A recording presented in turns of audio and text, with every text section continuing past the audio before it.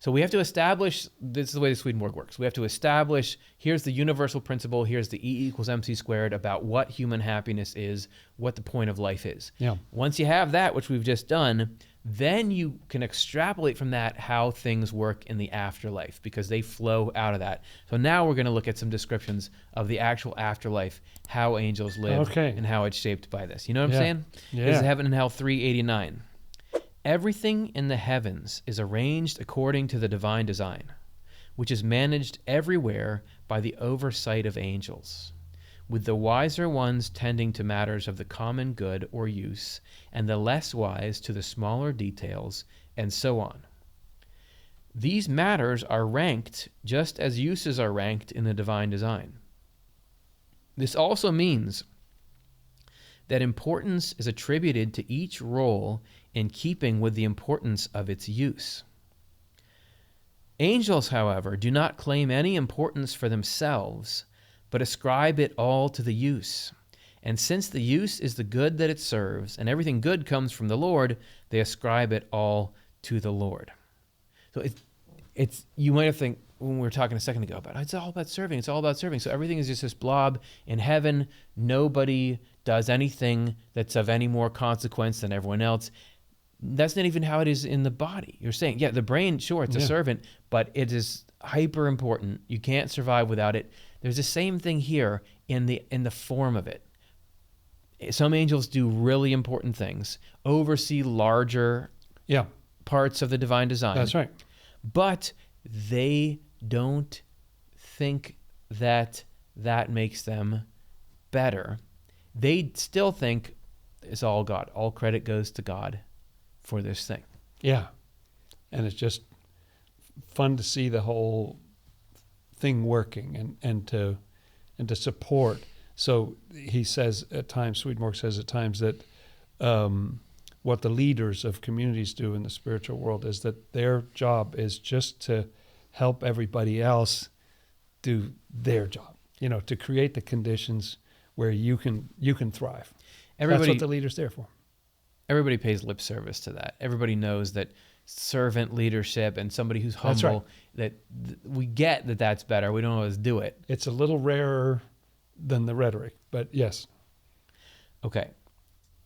This means that if people think about respect for themselves first and for their use secondarily, instead of for the use first and for themselves secondarily, they cannot hold any office in heaven because they are looking away from the Lord, putting themselves first and their use second. To say use is to mean the Lord as well, since it's just noted, use is something good, and good comes from the Lord. So kind of an extreme example of that, I guess, would be if someone held a certain office or function and was primarily thinking about, well, this will build my resume, this will make me look good, or I'll get wealth, or some, not thinking about how can I serve people, how can I be of benefit. And so you've got those two things in there, but if they just go in the wrong order, all of a sudden Swedenborg says, oh no, you're turned away from the Lord. If you are more important than the function, wrong way around. Just get the function and then you serve the function. And I love that because you can get all kind of tangled up in ego stuff and how do I seem, and are people seeing my weaknesses, or you know what I mean? You can get all wrapped up in yourself and your own image and things like that Swedenborg talks about. And there's something beautiful about getting lost in is the work getting done? That's what I care about. You could be at home listening to this and just about to click onto the next video because you're thinking, why are you hammering this point about use and function and don't be selfish and if you go in and start reading Swedenborg, which I do think is the clearest picture of how God and everything, the whole of life actually works that the human race has. Yeah. He continues to hammer this point and hammer this point. Why hammer it? Because this is saying, hey guys, this is why it's not working. This is why the human race is not in heaven. Is there heaven on earth? No. No, not especially. No. Heaven? No. What? Like, that's insulting for you to even say. This thing, earth, It's terrible here. We all No. hate it.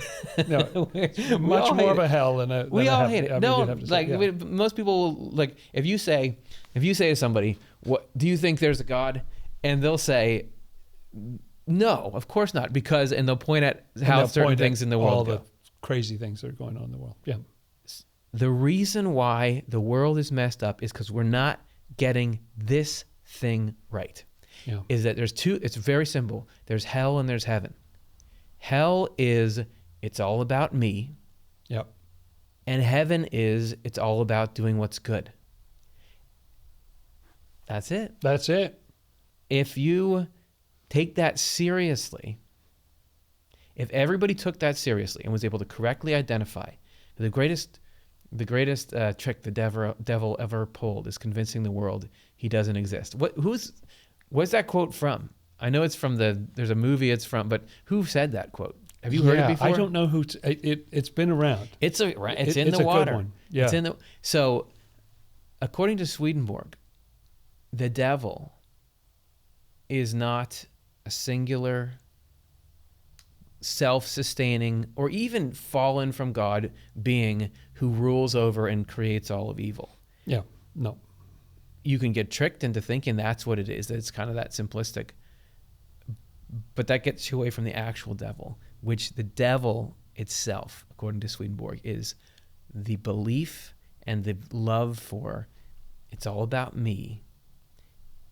It's not about any of you.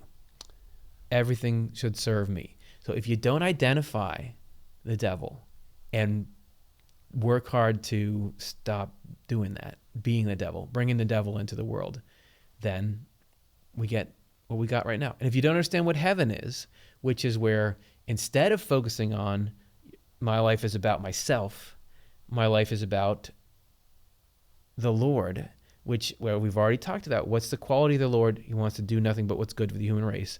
So it's about doing what's good and being useful, which is why we're talking about the jobs in heaven. Man, if you don't got that sorted out, then we're just part of the problem. We're making it worse. You want to fix everything? You want to fix everything in life? You want to fix the whole situation of the human race? You just need to be able to see clearly what's heaven, what's hell. Heaven is the love of doing what's good. Hell is the love of your own gratification at the expense of others or not, whatever, to gratify myself. If we could get that sorted out, the heaven on earth, I think we could get it within 10 years, fix up all the problems. It would be amazing, the transformation. There's a great story in Swedenborg's Heaven and Hell where they have, I think of it as a committee. I don't think he uses the word committee. He talks about some group that's getting together to talk about important matters. I think it might be some local government in the spiritual world. Yeah. But it's people who had recently died from here. And everything there were two of these guys, they're on this committee, and everything they say when people are discussing what should we do, their only responses are about themselves. Like everything they do in the group is just about how's it going to benefit me, unable to think about it outside of, well, the impact on me would be good if we did this, or I would prefer it if we did that, and can't think about it. So the amazing thing is that they got fired from the committee after a couple of days. The difference between that and this world is that who is the, like, you don't get fired, people just keep going. But I thought it was such an instructive example. I'm not even doing it justice, but the way that these people, and we can see ourselves doing that. We can see other people doing it, where you think, well, what's in it for me? I mean, it is sort of a natural thing to think about. But the idea of just these priorities, it's almost kind of a small thing, it looks like, when you just say, well, what's more important? Well, I'm going to subordinate my own, even though I would probably prefer to blah, blah, blah, blah, blah. But the fact is, I can see that if I put myself in that person's shoes, it's worse for that person. Like the example you just get of sitting, your whole job is to sit there and just eat fabulous meals and people just bring them to you. All these people are coming in and serving you. When you put yourself in that other person's situation, you realize, well, no, this isn't a good structure, because, like, what's in it for them? But we're not equal. I'm not appreciating them. They're just serving me with their happiness, and so that little priority thing is all you need to get to heaven. It's amazing. There's this thing called the golden rule. Yeah. Do unto others as you would have them do unto you. And you might think, I already learned that. But no, you didn't. You didn't really learn that yet. It takes a lifetime to actually get that and believe it. And divine providence, the operation of God in the world, in your life in particular, is constantly working you through the situations in life so that you come to actually believe that. Where you would say, if my dream comes true, but it's at the expense of other people, or the dream, what I would want most in life would be doing something that harms other people, or I take a position that I know if someone else was looking at me, they would wish they were here. I don't want to do that. I don't want that because, I don't want to do something to someone else that I wouldn't want to have them do unto me. That's like, it takes a long time to really believe that. It takes a long time. And you just apply it to this example we've been talking about in the dining metaphor. If really what would light you up the most of anything is to be just graciously served by a room full of people, you would, to follow the golden rule, you would have to serve them as gracious, right? Yeah. You'd have to be ready to get up and serve them just as Jesus did, washing the feet. You'd have to be ready to be a servant to them. And all of a sudden your whole model of happiness is, well, wait a second, because you're not sitting at the head of the table anymore. You're down there serving, and then it's a more mutual situation. The golden rule just sort of cut through that nonsense and made it better. It's good. So we got to learn how to do it in heaven, which is what we're doing right now, because it's supposed to be how we're doing it in the world. The only reason that there's not a heaven on earth is we're not doing it in the world like they do it in heaven. But we don't.